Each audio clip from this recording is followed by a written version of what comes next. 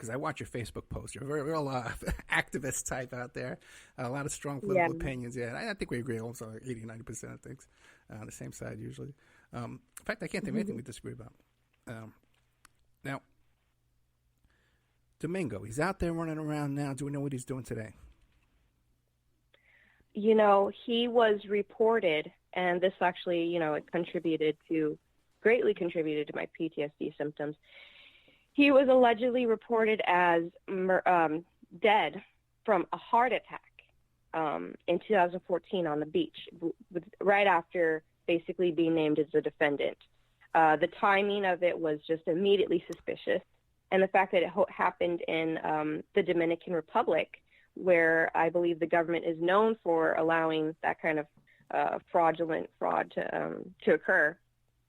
So, you know, I guess we have three possibilities there. One is he really did die of a heart attack. It's just, you know, did he look like he was out of shape? How old was he? He wasn't in that bad of a shape, and I know his diet wasn't that bad either. I saw him recently eating avocados, so I know those are good for your heart. How old? He wasn't in the worst shape. How old?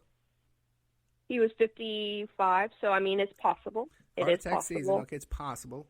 The other possibility is that he faked his death. Do you think that's possible?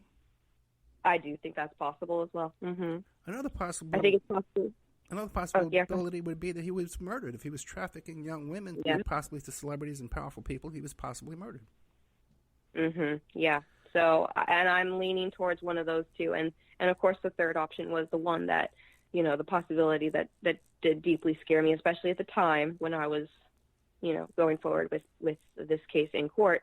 Right. And those kind of facts led me to eventually dropping the case because I was scared myself. Were there ever any direct threats to you?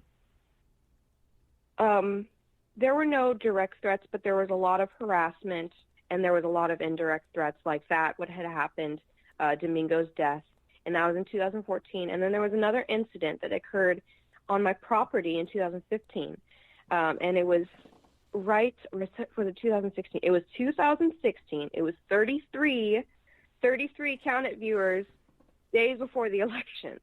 So if anyone knows about Freemasons and the significance of 33, this is what occurred 33 days before the election with Trump in 2016. And he was also a named defendant at the time in the lawsuit because of his participation as an owner. Right. Trump owns Miss USA pageant, and there's all kinds of recordings. You're going to hear him on Howard Stern. He's talking about going into the dressing rooms and stuff like that. Even in Miss Teen USA pageant. He owns Miss Teen USA pageant, this guy. What was the incident on your property, though? Do you want to discuss that?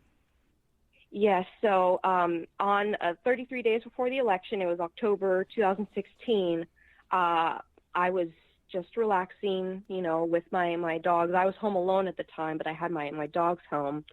And I was startled immediately, just shocked to the floor when I heard 3 insanely loud gunshots. And I had actually been to a gun range before, so I've heard gunfire. I can recognize gunfire. And where I had lived at the time, I was living in Hayward, in not the safest neighborhood.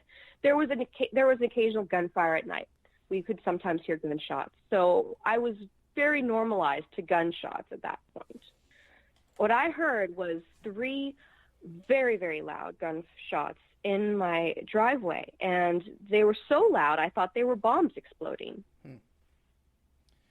Then I was shocked to the floor because I thought it was, you know, like a war situation going on or something like that. I called 911. When they came up to investigate, they found no shells, no evidence. There was reports of someone who had done this, and it was someone who had their face obscured on a dirt bike. Yes, so this seemed like a targeted move towards my property, towards me, at a threat. And this was 33 days before the election, so I was very scared and intimidated, and I ended up dropping the case shortly after. You feel it was a professional threat?